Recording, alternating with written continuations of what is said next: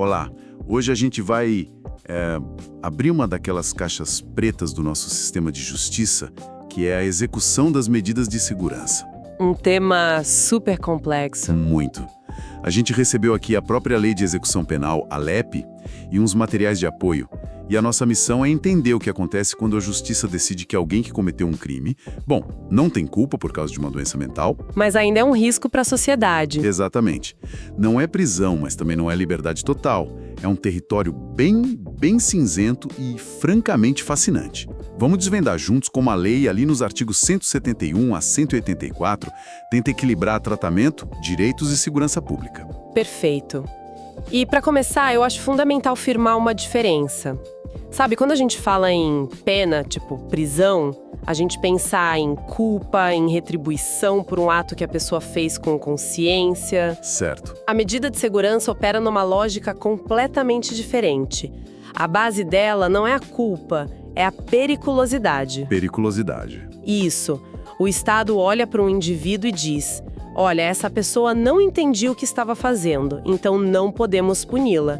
Mas ela representa um risco, então precisamos tratá-la para proteger todo mundo, inclusive ela mesma. Entendi. Então a grande questão que esses artigos da lei tentam responder é: como fazer isso sem que vire uma punição disfarçada e sem prazo para acabar? Certo. O foco é tratamento, não castigo. Para deixar isso mais concreto, vamos imaginar uma pessoa, sei lá, vamos chamar de Jonas. Ok. O juiz decidiu que ele precisa de uma medida de segurança. O que acontece no dia seguinte? O primeiro passo, segundo o artigo 171, não é uma ambulância, é um documento. A guia para execução. Um documento essencial. E nada pode acontecer até a decisão ser definitiva, né? O famoso trânsito julgado. Isso. Só quando não cabe mais nenhum recurso. Só a partir daí é que a máquina do Estado começa a rodar de verdade. E essa guia, ela é tão importante assim? Ela é tudo. O artigo 172 é taxativo. Sem ela, ninguém pode ser internado ou colocado em tratamento. É a âncora de legalidade de todo o processo. É uma garantia, então. É uma barreira de proteção fundamental contra internações arbitrárias ou, sei lá, informais. O Estado precisa de uma ordem judicial clara, documentada e com todas as formalidades para iniciar uma intervenção tão séria na vida de alguém. E que formalidades são essas? Porque o artigo 173 lista o que essa guia precisa ter e é quase uma biografia do caso, né? Nome completo, qualificação, a denúncia inteira, a sentença. Tudo. Por que tantos detalhes? Parece, assim, um excesso de burocracia. À primeira vista parece mesmo. Mas aqui tá a sacada. Essa papelada toda não é só burocracia, não. É o que impede o sistema de tratar todo mundo da mesma forma. Ah, entendi. É a concretização do princípio da individualização. A guia diz se o Jonas é analfabeto ou se tem um doutorado, quais são os antecedentes, o histórico dele. Sem essa informação, como a equipe do hospital de custódia poderia planejar um tratamento que funcione para ele? Faz sentido. É o sistema tentando ser um alfaiate, sabe? Criando uma solução sob medida, em vez de vender um tratamento de tamanho único que não serve para ninguém. Entendi. Então, cada informação ali tem um propósito terapêutico. E tem um ponto na guia que me chamou a atenção, que é a data de término do prazo mínimo da medida. Por que esse destaque no mínimo? Porque essa é uma das características mais complexas e polêmicas da medida de segurança. Ah, é? Sim. Diferente da pena, que tem um prazo máximo bem definido, a medida de segurança dura enquanto a periculosidade da pessoa durar. O juiz, na sentença, fixa um prazo mínimo, geralmente de 1 a 3 anos. Esse é o período inicial de observação e tratamento. Mas o fim? O fim é uma porta aberta. E é por isso que o controle sobre essa execução tem que ser tão rigoroso. Ok, então a guia garante que a internação do nosso Jonas é legal e individualizada. Mas isso me leva à pergunta óbvia. Essa pessoa vai ficar lá para sempre? Como o sistema decide que ela não é mais perigosa? Exato. Isso nos joga direto no coração do processo, que é a avaliação, né? Exatamente. E é aí que entra o artigo 175. Ele diz que, ao final daquele prazo mínimo que estava na guia, é obrigatório fazer um exame para verificar se a periculosidade ainda existe. Um exame. Mas aqui está o detalhe mais importante. Não se trata de um médico assinando um papel e mandando para o juiz, tá? A lei chama de exame criminológico, que deve incluir um laudo psiquiátrico, mas o descreve como um procedimento judicial. O que isso significa na prática? Que tem advogado envolvido, tem audiência. Exatamente isso. Significa que o laudo dos peritos vai ser juntado num processo. O juiz vai intimar o Ministério Público, que representa a sociedade, e geralmente vai analisar o laudo buscando razões para manter a internação. Certo. E vai intimar a defesa, que vai lutar pela liberação do Jonas. Eles podem questionar o laudo, pedir esclarecimentos aos peritos, apresentar outros pareceres. Ah, então tem um debate. Garante-se o contraditório e a ampla defesa. A decisão final é do juiz, que não está vinculado ao laudo. Ele pondera a opinião técnica com os argumentos das partes. É um mini julgamento sobre a mente e o risco que aquela pessoa representa. Uau! Isso é muito mais complexo do que eu imaginava. Mas espera um pouco. E se o Jonas apresentar uma melhora incrível em 6 meses, mas o prazo mínimo dele for de 1 ano? Boa pergunta. Ele tem que esperar o tempo todo? Não. E essa é uma válvula de escape crucial no sistema, que está prevista no artigo 176.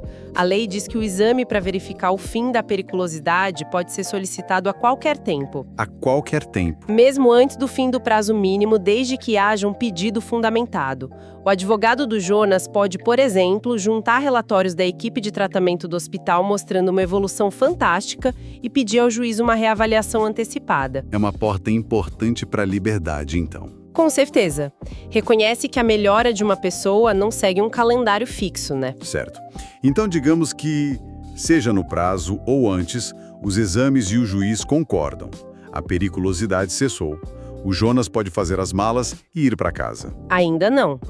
A lei é muito cautelosa aqui. Os artigos 178 e 179 estabelecem que a liberação ou desinternação é sempre condicional. Condicional? É. Funciona como um período de prova que dura 1 ano. O Jonas volta para a sociedade, mas o Estado continua de olho nele.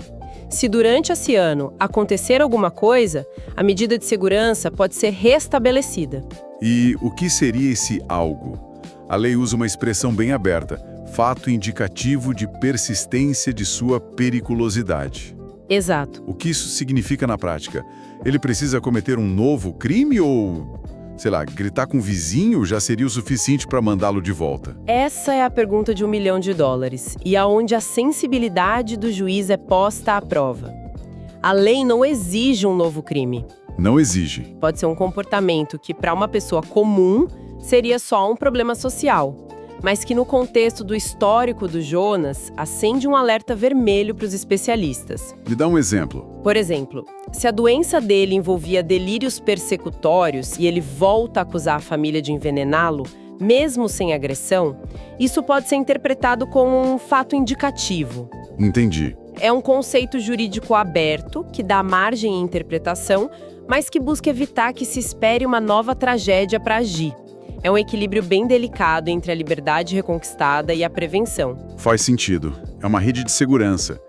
Esse sistema todo parece bem desenhado para pessoas que já entram nele com o diagnóstico de saúde mental. Mas e a situação inversa? Como assim? E se uma pessoa foi condenada a uma pena de prisão comum, está cumprindo sua sentença, e lá dentro ela desenvolve uma doença mental grave? Ótima pergunta. Esse cenário é mais comum do que se imagina e é tratado no artigo 183. A lei chama de substituição da pena por medida de segurança. Ok. A lógica é simples e, eu diria, humana. Manter uma pessoa em surto psicótico numa cela comum não ajuda ninguém. A punição perde o seu sentido porque a pessoa já não compreende o que está acontecendo. E o ambiente deve ser péssimo para ela. Exato. O ambiente da prisão, que não é um hospital, pode agravar terrivelmente o quadro. Então, o diretor do presídio pode simplesmente transferir o preso para um hospital de custódia? Não, a decisão é sempre do juiz da execução, mas ele precisa ser provocado. O artigo diz que o pedido de substituição pode vir do Ministério Público, da Defensoria Pública ou da própria autoridade administrativa, que é o diretor do presídio. Eles que têm que pedir. Isso. Eles precisam apresentar provas, laudos médicos que atestem o surgimento da doença. Mais uma vez, é um procedimento judicial. O sistema precisa ser alertado para que a lógica da punição dê lugar à lógica do tratamento. A pena fica suspensa e a pessoa é transferida para um local adequado para receber cuidados. Isso mostra uma certa flexibilidade do sistema. E existe o caminho oposto. O oposto? Sim, digamos que uma pessoa recebeu uma medida mais branda, o tratamento ambulatorial, aquele em que ela não fica internada. O tratamento pode se tornar mais rigoroso. Sim, o artigo 184 cuida disso.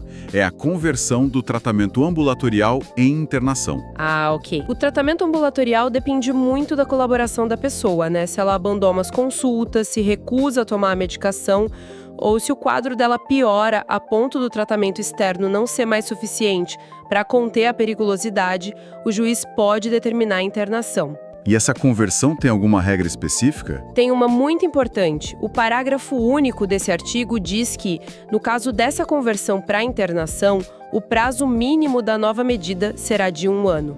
1 ano de piso. Exato. A lei entende que se a situação chegou a esse ponto, é preciso um período mais longo e intensivo de observação e tratamento. Juntos, esses dois artigos sobre conversões, o 183 e o 184, pintam o retrato de um sistema que tenta ser dinâmico. Dinâmico. Ele não é uma fotografia estática tirada no dia da sentença. Ele tenta ser um filme acompanhando a evolução da condição mental da pessoa e ajustando a resposta do Estado, seja para abrandar ou para enrijecer a medida. Ok, passamos por guias, laudos, conversões. Se a gente pudesse organizar as ideias centrais de tudo que a gente viu, o que seria mais importante destacar? Acho que o primeiro ponto, e talvez o mais fundamental, é que a execução de uma medida de segurança não é um ato administrativo ou médico. É um procedimento judicial do início ao fim. O juiz está no comando, garantindo que a lei seja seguida em cada passo. Certo. O segundo ponto para mim foi a importância daquela guia de execução. Não é só burocracia. É o DNA do processo. Boa definição. É o que garante a legalidade e a individualização do tratamento, impedindo que a pessoa se torne só mais um número no sistema. Perfeitamente. O terceiro ponto-chave é que a avaliação da periculosidade, o momento de decidir se a pessoa continua ou não sob medida, é periódica e cercada de garantias. O direito à defesa e ao contraditório. Exato. Isso assegura que a decisão não seja baseada apenas em um laudo, mas numa análise completa do caso. E por último, essa ideia de que o sistema é flexível. Ele pode transformar uma pena em tratamento e um tratamento mais leve no mais intenso, sempre tentando se adaptar à realidade da condição da pessoa naquele momento. A síntese de tudo isso, eu acho, é que esses artigos da lei representam a tentativa do direito de solucionar uma tensão gigantesca. Uma tensão? Sim. De um lado, a necessidade de proteger a sociedade de alguém que pode ser perigoso. Do outro, a obrigação de proteger os direitos de um indivíduo que não pode ser responsabilizado por seus atos da mesma forma que nós. É um equilíbrio difícil. E a ferramenta que a lei encontrou para mediar essa tensão constante é o controle judicial rigoroso em cada etapa.